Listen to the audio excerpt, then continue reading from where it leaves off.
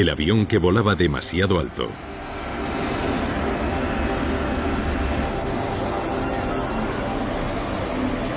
...16 de agosto de 2005... En el Aeropuerto Internacional de Tocumen, en Panamá, el vuelo 708 de la compañía West Caribbean Airways comienza a embarcar con un retraso de 2 horas sobre la hora prevista. Es medianoche pasada. Los 152 pasajeros de este vuelo charter regresan a casa a la isla de Martinica. Han estado visitando el Canal de Panamá. El comandante Omar Ospina y su tripulación acaban de llegar de un vuelo procedente de Colombia. Debido al retraso que acumula, se ve obligado a recortar el tiempo necesario para preparar el vuelo, pero hay más retrasos inesperados. El oficial de primera, David Muñoz, le informa al capitán de que el vuelo va con overbooking. Incluso el transportín de cabina está ocupado. Déjalo en mis manos.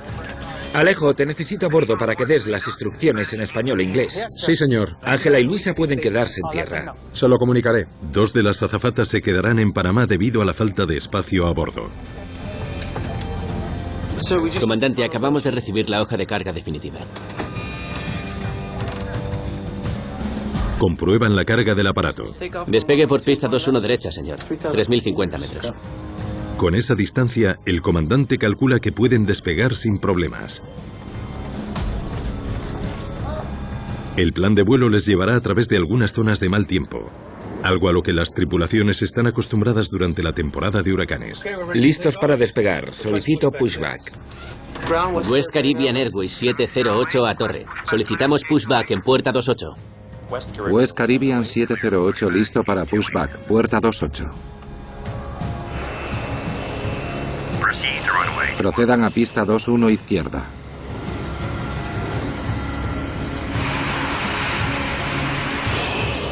West Caribbean 708 pista 21 izquierda, listo para despegar.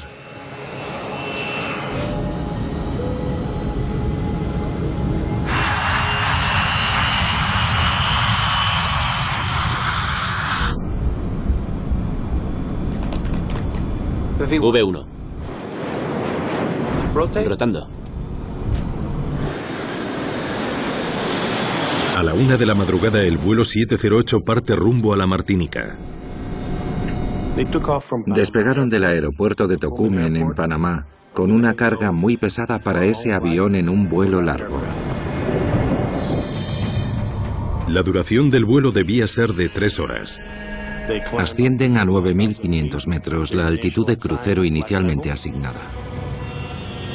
Rellenan un plan de vuelo en el que detallan que su altitud de vuelo será de 330, 10.000 metros.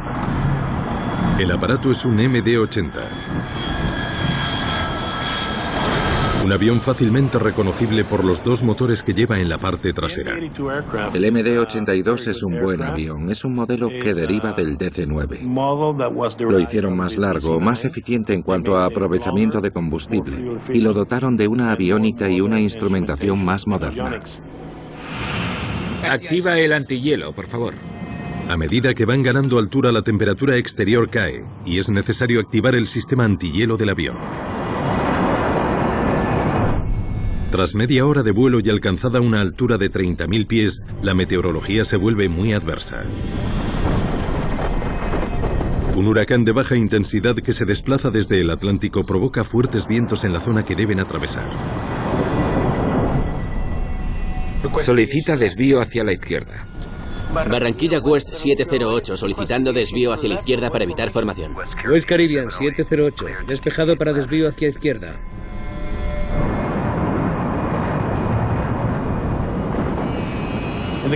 Para evitar tiempo adverso como el que tenían de frente, es normal solicitar desvío sobre la ruta programada.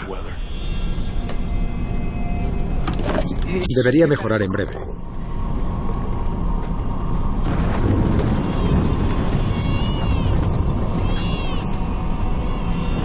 «40 minutos después de despegar, el avión ha quemado muchos miles de litros de combustible, lo que le permite volar a mayor altura. Para conseguir reducir peso, debieron elevarse hasta los 31.000 pies, esperar a reducir peso y subir progresivamente hasta los 33.000 pies. Muy bien, subamos a 33.000 pies. 330. Barranquilla West 708, solicita nivel 330. 708, despejado para nivel 330. El comandante comienza la ascensión para alcanzar la altura programada de 33.000 pies.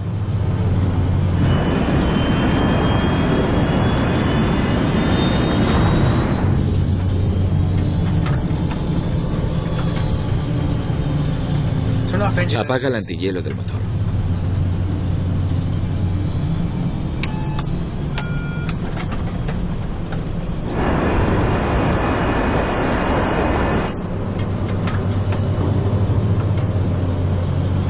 No consigo acelerar. El comandante nota que los motores parecen no estar respondiendo. Voy al baño. La tripulación parece no darle mucha importancia. Tras recorrer una tercera parte de la distancia total, el vuelo 708 de West Caribbean entra en el espacio aéreo venezolano.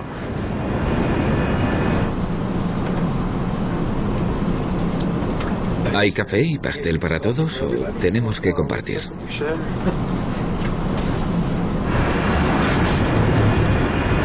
A medida que la tormenta se intensifica, el oficial de primera Muñoz empieza a preocuparse por la formación de hielo. ¿Vuelvo a encenderlo, comandante? ¿Hay hielo?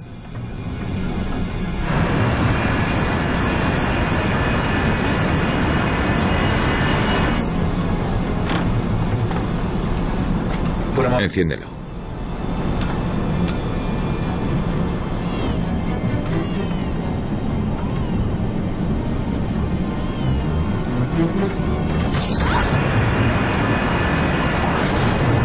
Poco después, la turbulencia comienza a empeorar. Chico, tenemos un tiempo de perros. Activa la señal de abróchense los cinturones.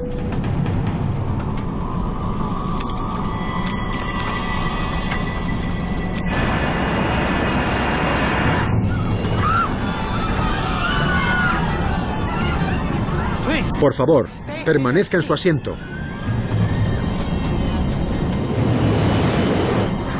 Encenderé el piloto para que la gente no se levante.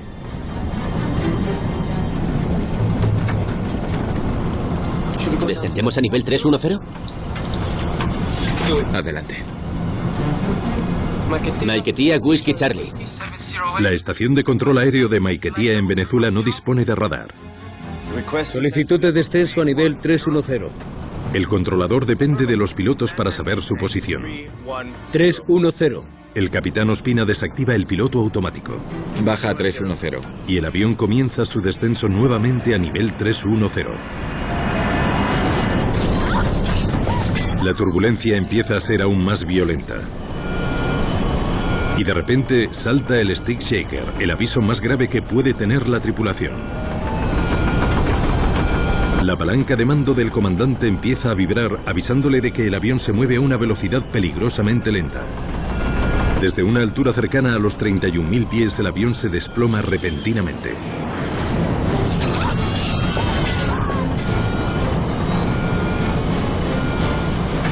Entramos en pérdida, comandante. Entramos en pérdida.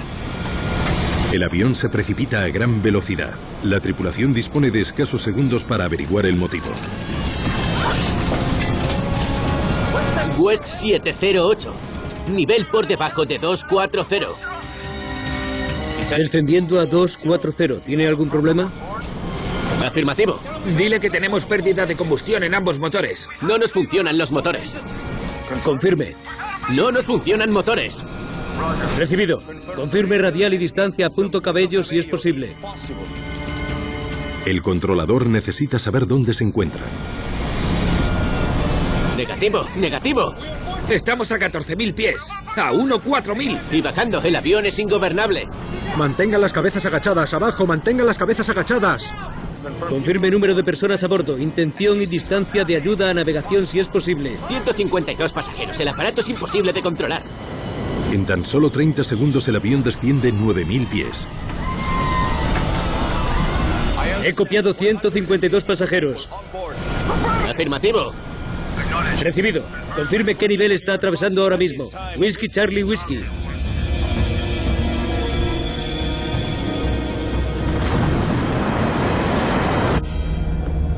Whiskey Charlie Whiskey 708. Confirme su posición si es posible. Whiskey Charlie Whiskey 708. Confirme su posición si es posible. Mientras volaba a una altura aproximada de casi 10 kilómetros sobre la Tierra, el vuelo 708 de West Caribbean se precipita misteriosamente desde el cielo. El control de tráfico aéreo de Venezuela desconoce su ubicación ni si ha habido supervivientes.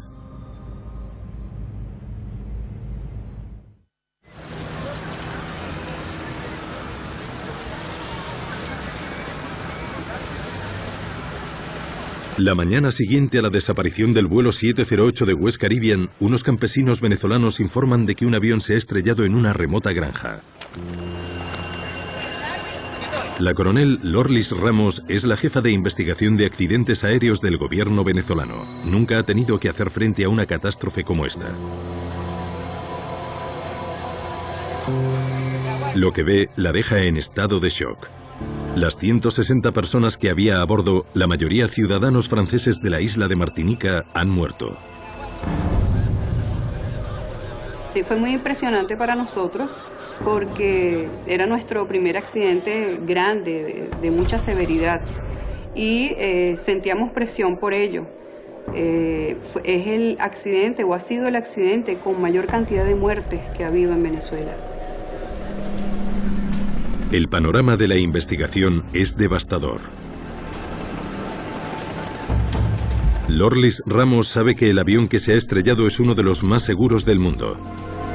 Hay más de 3.000 aparatos de ese tipo volando a diario en todo el planeta. Investigar un accidente en el que se ha visto involucrado un MD-80 es una gran responsabilidad por las consecuencias que podría tener sobre el resto de la flota. 170 pasaportes ya los tiene ahí la gente del 6CPC. La prensa colombiana, venezolana y francesa de Martinica aparece en la escena del accidente exigiendo respuestas. El avión se ha estrellado en una zona cercana a la frontera con Colombia, un lugar al margen de la ley. Es una región en la que se dan frecuentemente secuestros. El ejército venezolano informa a los investigadores de que solamente puede ofrecerles protección durante las horas del día. No disponemos de mucho tiempo. Documentemos todo lo más rápido posible. Ciertamente el equipo no estábamos, incluyéndome, no estábamos muy preparados para la emergencia que nos tocó afrontar. El accidente complejo y muy difícil poder obtener resultados rápidos de lo que había sucedido. Después de trasladar los cuerpos de las víctimas, el primer objetivo de los investigadores es determinar qué porcentaje del avión llegó intacto al lugar del accidente. Si llegó intacto, pueden descartar que el avión se partiera en el aire. Pudimos observar que estaban los 4 puntos de la aeronave, la cola, algo de la cabina frontal y algún resto de los planos. Esto nos dio idea que era realmente un accidente y que no hubo explosiones o algún acto que produjera ese accidente. Los investigadores interrogan al controlador aéreo de Maiquetía. Me dijeron que habían sufrido una pérdida de combustión en ambos motores. ¿Tenéis algún problema a bordo? Dile que tenemos pérdida de combustión en ambos motores. Cuando recibimos la información del centro de control de Maiquetía que la tripulación había reportado flame out en ambos motores, inmediatamente nuestra atención se fue al funcionamiento de los motores de la aeronave. Ahora estoy investigando la velocidad. Joe Sedor es un investigador senior de la Junta Nacional de Seguridad del Transporte de Washington especializado en asuntos exteriores.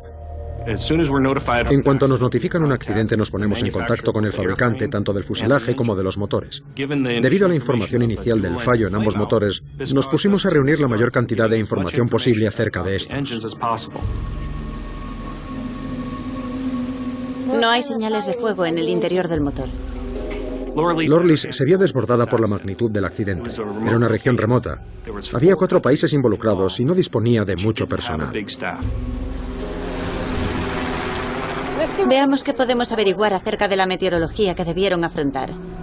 La coronel Ramos sabe que una tormenta grave puede llegar a apagar los motores de un avión. En 1977, un DC-9 con motores similares montados en la parte trasera del avión experimentó una pérdida de combustión mientras atravesaba una tormenta. Ambos motores quedaron inútiles. El avión cayó 17.000 pies, se estrelló contra el suelo y estalló en llamas.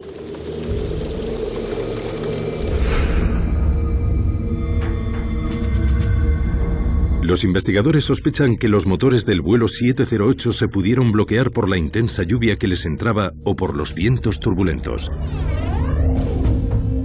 Es algo similar a lo que sucede en casa cuando se estropea un piloto de algún electrodoméstico. El motor funciona perfectamente. La combustión interna sigue produciéndose y de repente se para la llama y el motor se apaga. Si los dos motores se pararon, eso explicaría el hecho de que el avión se precipitara desde el cielo en una sola pieza.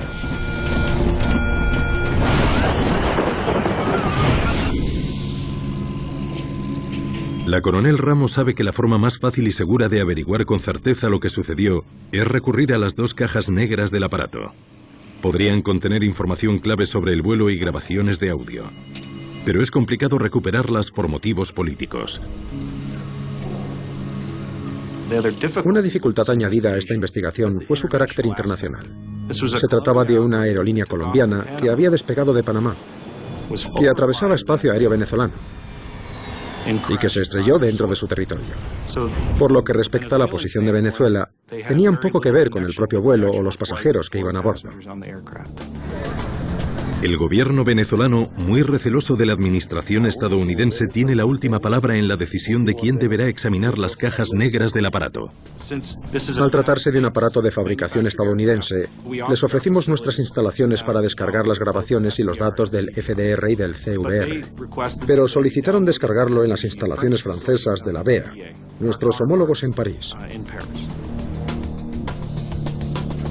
Las cajas negras son enviadas a Francia para ser analizadas por los expertos. Las autoridades aéreas francesas participaron en la investigación del accidente, ya que todos eran pasajeros de esa nacionalidad que vivían en Martinica.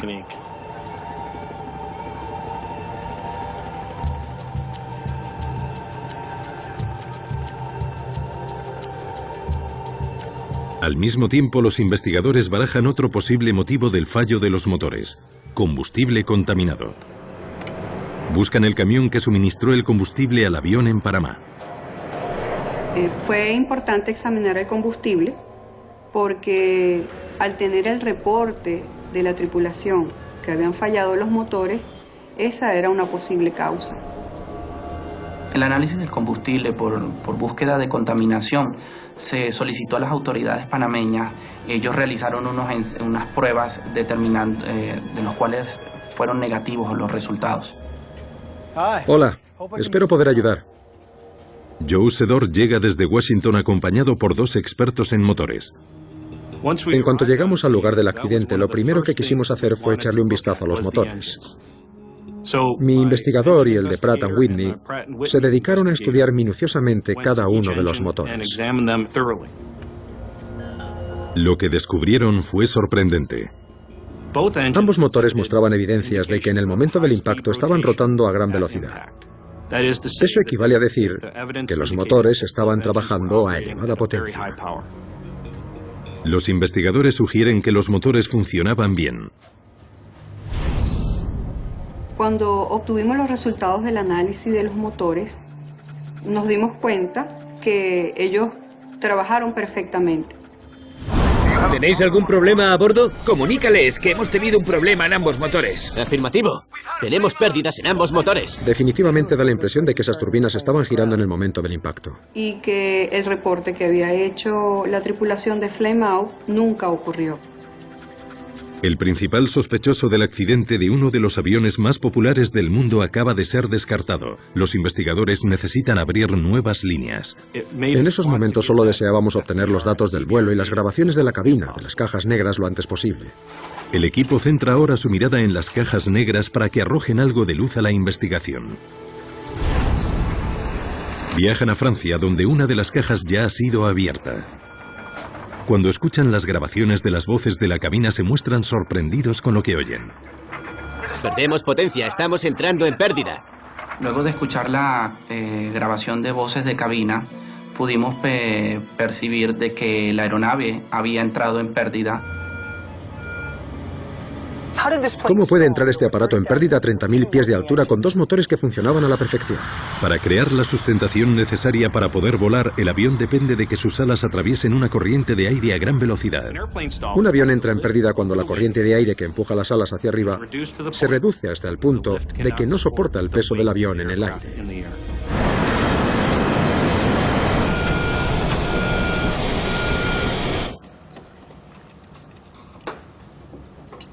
Es muy raro que los aviones entren en pérdida a tales altitudes. Los investigadores confían en que la segunda caja negra aclare los motivos por los que esto sucedió. Cuando abrimos los registradores de vuelo, a pesar de que estaban muy golpeados, las condiciones que tenían interiormente eran buenas y realmente fue un alivio encontrarlos en buen estado. Pero por algún motivo gran parte de lo que recoge la caja es indescifrable. Desafortunadamente, parte de los datos eran inútiles.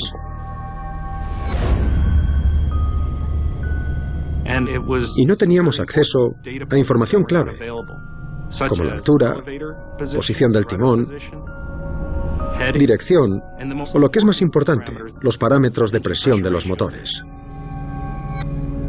Para Sedor se trata de una pérdida decepcionante. Necesitamos esos parámetros de los motores. Los valores de presión de los motores revelarían a los investigadores cuánta potencia estaban desarrollando. Aportarían información sobre cómo estaba volando el avión instantes antes de impactar con el suelo. La NTSB, la Junta Nacional de Seguridad en el Transporte, ofrece su ayuda desde Washington. Con la ayuda de un sofisticado software puede que sea posible recuperar parte de la información perdida. Queríamos recuperar la mayor cantidad posible de información de los motores para trabajar con ella. Mientras tanto, los investigadores buscan otras pistas que revelen las causas de la falta de sustentación. Era una tormenta importante, probablemente llovía intensamente. Descubren que el avión volaba a través de un tiempo helado y húmedo que pudo facilitar la formación de hielo. El hielo en las alas es uno de los motivos que puede provocar una entrada en pérdida. Si se acumula hielo sobre la superficie de un avión, se incrementa el rozamiento, aumenta el peso y disminuye el empuje. El MD-80 está equipado con un sistema que previene la formación de hielo. Cuando se activa, impulsa aire caliente desde los motores hacia las alas, evitando la formación de placas de hielo.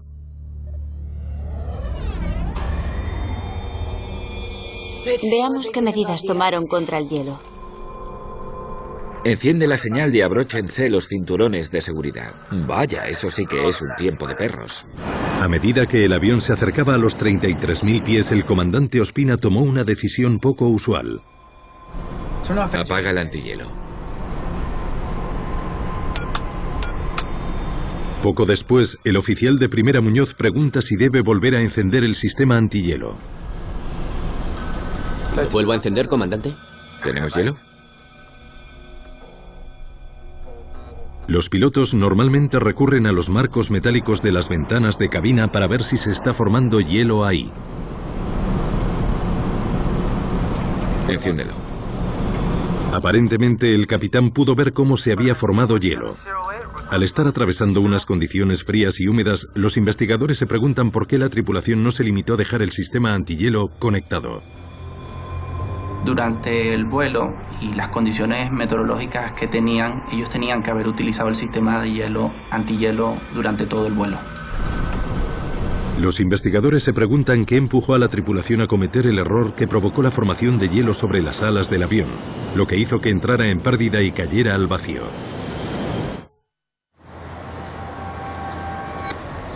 Nuevas y prometedoras pruebas sobre el accidente del vuelo 708 de West Caribbean podrían ayudar al equipo de investigación a esclarecer las causas del desastre. La NTSB ha conseguido recuperar algunos datos perdidos sobre los motores del MD-80.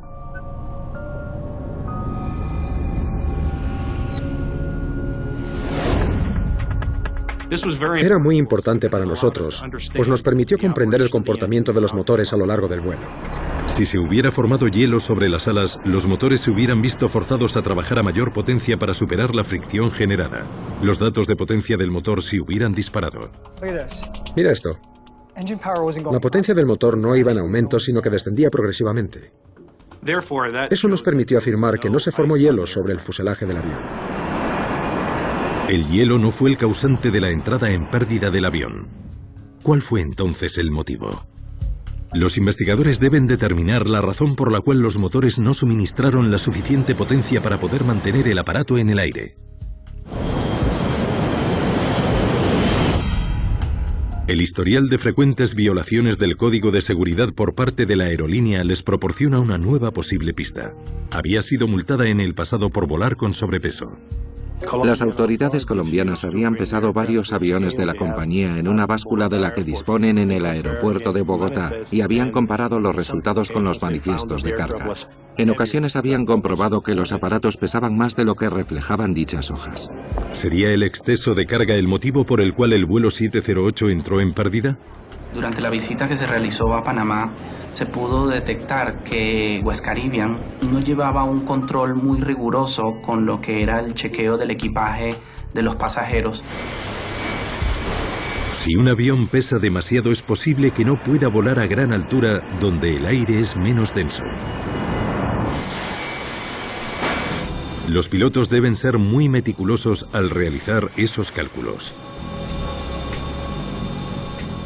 Un piloto sabe a qué altitud puede volar revisando o estudiando el manual básico de operaciones. En las tablas de rendimiento, allí se menciona el peso, la temperatura. Lo que no saben los investigadores es si el comandante Ospina realizó esos cálculos correctamente. Permanezca en espera. Intentan ahora averiguar si el vuelo 708 pesaba demasiado para evitar entrar en pérdida a 33.000 pies. Volvimos atrás y comprobamos el número de pasajeros, de tripulantes y el peso del avión junto al del equipaje. La prueba ya había sido realizada con el peso declarado de poco más de 67.000 kilos. Bien, añadamos unos cuantos miles de kilos más. Equipaje mal pesado, carga mal calculada. Probemos con 70.300 kilos. Realizan los cálculos ahora suponiendo que el avión llevaba un sobrepeso considerable. El resultado es sorprendente. Incluso con un considerable exceso de carga, el avión no debería haber tenido problemas en mantener una altitud de 33.000 pies. Esto supone un duro revés para la investigación. Hay algo que estamos olvidando. Volvamos al principio.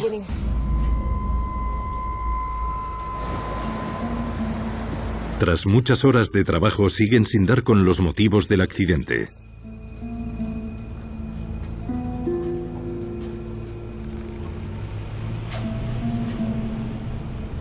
Gracias.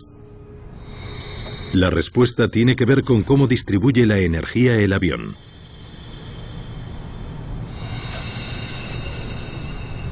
Cuando se activa el sistema antihielo, este absorbe potencia de los motores, reduciendo el empuje.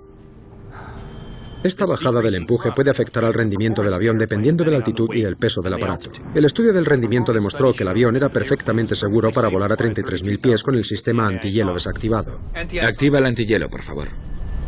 Sin embargo, tan solo fue capaz de alcanzar los 31.900 pies con el antihielo activado. Fue el antihielo.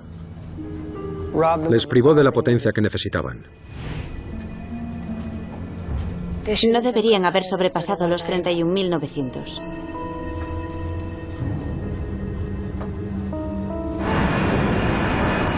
La conclusión a que llega el equipo de investigación es que la aeronave fue volada a una altura inadecuada para el peso y las condiciones que tenía todo el vuelo.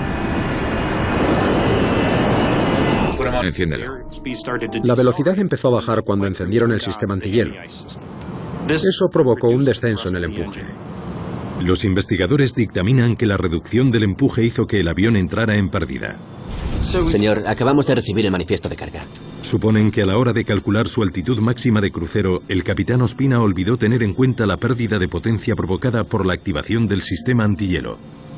Hay muchos factores a tener en cuenta a la hora de trazar un plan de vuelo, y parece ser que en este caso olvidaron alguno. Pero si la falta de empuje provocó el fallo, ¿cómo es que la tripulación no se percató? La respuesta es que mientras el problema aparecía no se encontraban al mando del aparato.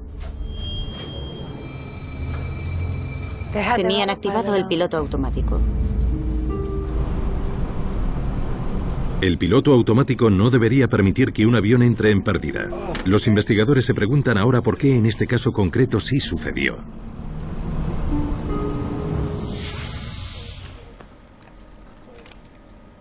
Mientras estudian el piloto automático del MD-80, descubren un boletín del fabricante de la aeronave.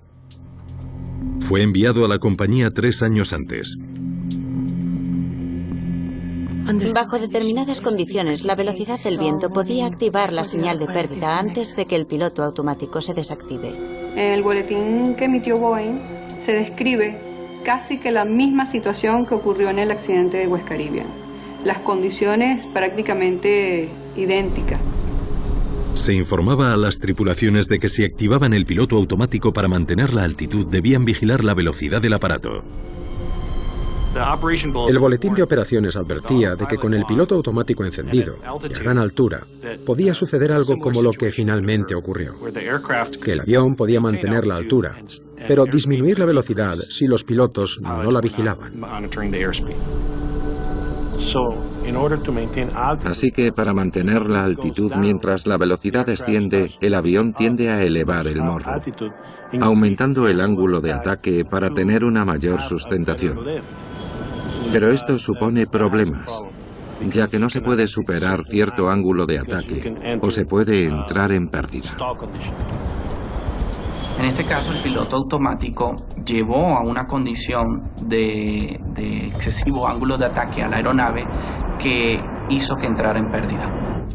A pesar de la importancia del boletín, no hay ninguna evidencia de que los pilotos de West Caribbean tuvieran constancia de él. Los investigadores tienen ahora un conocimiento aún más profundo de las causas del accidente. La tripulación no estaba pendiente de la instrumentación, confiando en que el piloto automático mantendría la velocidad adecuada. Estaban equivocados. Fue en ese momento cuando el comandante empezó a darse cuenta de que algo iba mal. No consigo acelerar. Voy al baño. Eran conscientes de que tenían un problema, pero no sabían por qué. El comandante decidió descender a un nivel en el que los motores mejoraran su rendimiento. Bajar a 31.000 pies fue una decisión acertada. Comenzó a descender y para eso apagó el piloto automático. Baja 310. El avión está a punto de entrar en pérdida, pero la tripulación está a un paso de superar el problema. Si hubiera sido capaz de mantener el avión a 31.000 pies durante el descenso, habría conseguido aumentar la velocidad del aparato y con ello hubiera recuperado la sustentación. Después, tras nivelar la aeronave, no hubieran tenido ningún problema. Casi lo consiguieron, pero el comandante no era consciente de su mayor amenaza.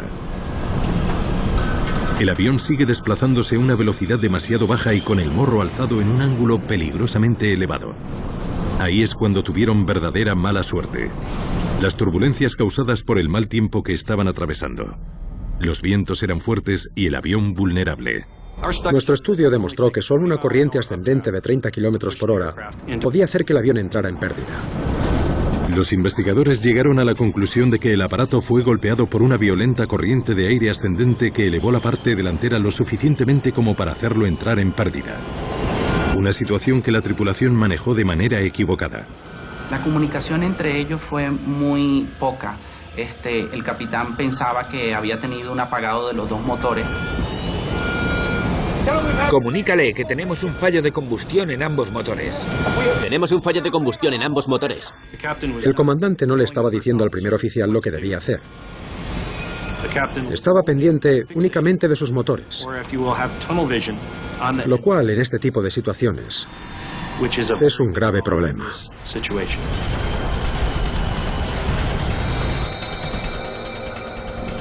La investigación del accidente del vuelo 708 se va completando. Y solo queda un misterio sin resolver. ¡Entramos en pérdida! Muñoz parece saber lo que está sucediendo. ¿Cómo es que la tripulación no fue capaz de salir de una situación de pérdida para la que habían sido formados? Para recuperar un avión que ha entrado en pérdida, el piloto debe aumentar el empuje y hacer un pitchover, es decir, empujar la palanca de mando. Pero según se desprende de la información recuperada de la caja negra, eso no fue lo que hizo el comandante Ospina.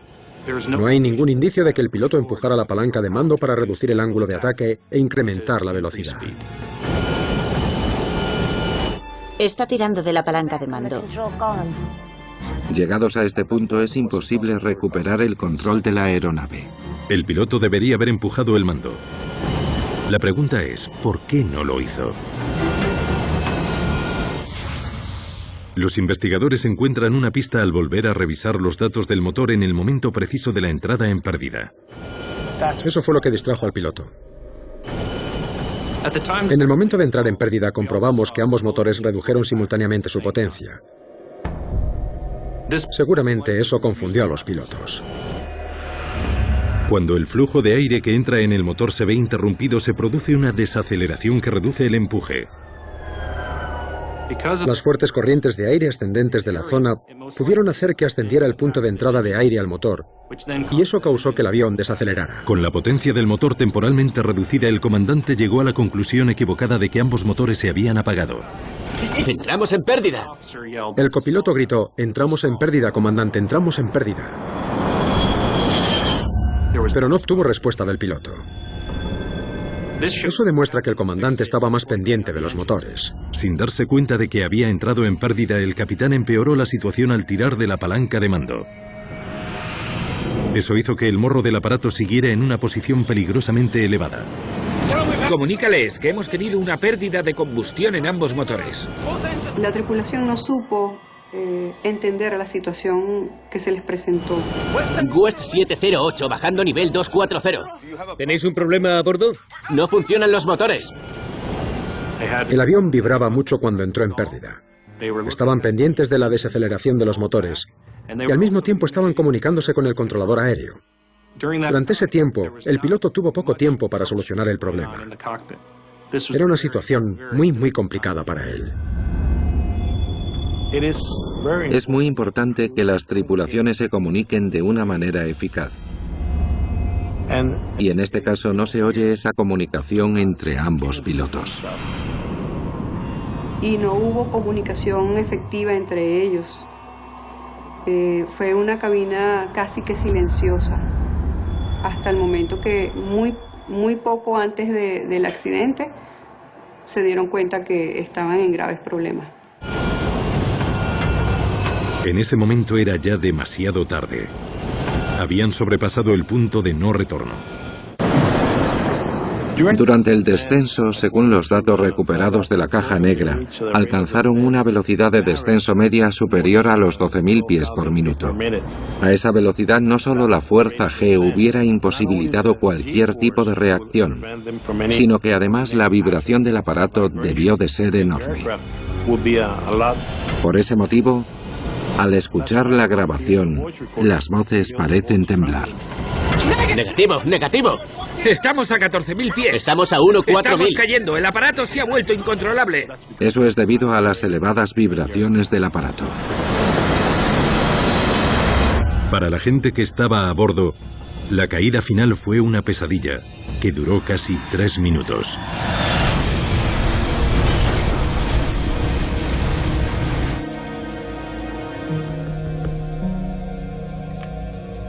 Whisky, Charlie, whisky. Cuando la coronel Lorlis Ramos y su equipo entrevistó a familiares y amigos de los pilotos del vuelo 708 de West Caribbean, ¿cómo era cuando estaba en casa? Descubrió algunas cuestiones que parecían venir de lejos que podrían explicar la manera de actuar de la tripulación. West Caribbean estaba atravesando una situación financiera muy complicada.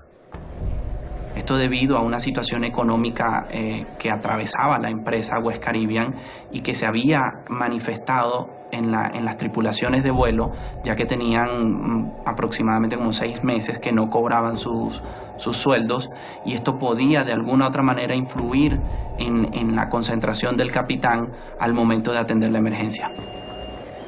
Los investigadores descubrieron que el comandante Ospina se vio obligado a aceptar otro trabajo de noche en un bar para que las cuentas cuadraran en su hogar. Evidentemente, el nivel de estrés que podía estar manejando el capitán, producto de la situación financiera que presentaba, es importante. ¿Hemos resuelto ya el problema del combustible? Creo que estamos a punto, comandante. Antes del accidente, la tripulación sufrió un retraso de 4 horas en Colombia, ya que la aerolínea no podía pagar el combustible. Era el tercero de los 4 vuelos programados para ese día.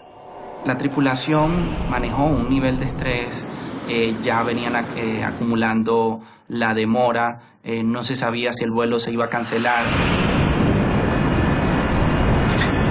Hemos entrado en pérdida, comandante, en pérdida. Los investigadores también creen que el primer oficial, un joven de 21 años, debería haber expresado su opinión de una manera más clara. Entre el capitán y el copiloto existía una diferencia de edad considerable. Esto pudo intimidar al copiloto a la hora de dirigirse al capitán con autoridad. ¿Lo entiendo, comandante? ¿Tenemos hielo? Independientemente de la edad de los copilotos y oficiales o de la experiencia de los comandantes, tienen el derecho de luchar por su vida. Si ven algo que no va bien, deben decirlo. Entramos en pérdida, comandante, en pérdida. Y si alertan al comandante y este no reacciona, deberían reaccionar ellos mismos.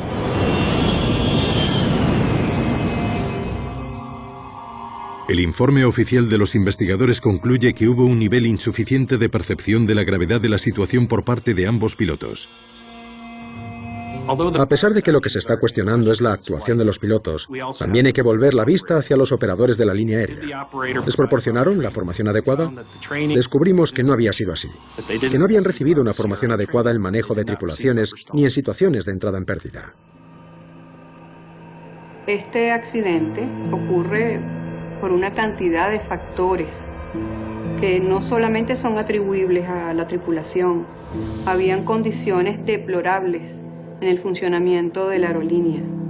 Y obviamente estas son fallas que denominamos fallas latentes y que en el transcurso del tiempo van afectando negativamente todo el funcionamiento de la empresa.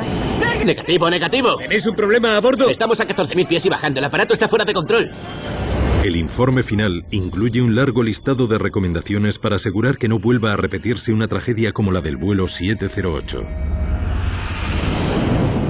Se hizo recomendaciones de seguridad a la Autoridad Aeronáutica Colombiana en la parte de entrenamiento de la aeronave y mayor entrenamiento en la parte de factores humanos. También se hizo recomendaciones ya del uso del piloto automático en las aeronaves MD. Después de este accidente, la compañía fue inmovilizada en tierra y no volvió a operar. Quebró y simplemente desapareció. Pero West Caribbean Airways sí dejó un importante legado. Una mejora en las medidas de seguridad aplicadas a cualquier aparato MD-80 de los que hoy en día continúan surcando los cielos.